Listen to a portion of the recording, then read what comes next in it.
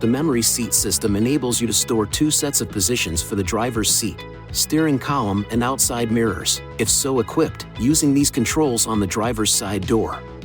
There are also memory seat switches for the front passenger seat, if so equipped. To store a set of positions, first, ensure that the shift position is in park with the ignition switch in the on position.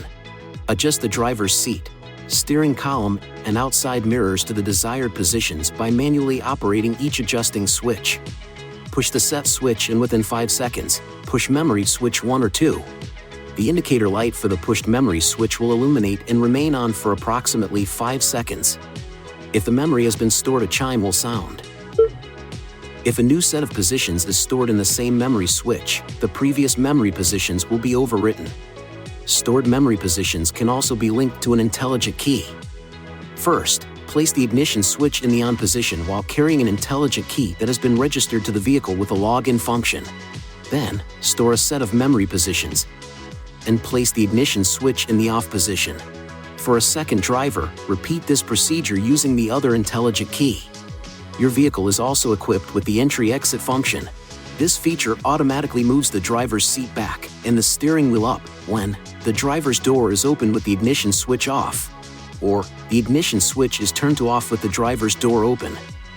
With the shift position in park, the driver's seat and steering wheel will return to their previous positions when the ignition switch is placed in the on position. The entry-exit function can be adjusted or canceled by performing the following.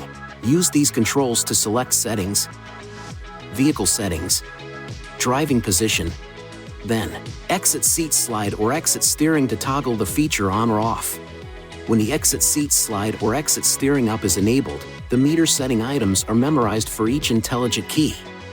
If 2 intelligent keys are in the vehicle at the same time, the key link system will recognize the last key used. If there is a desire to change to another key in the vehicle, turn the engine off. Press the unlock button on the intelligent key that you wish to use. Start the engine.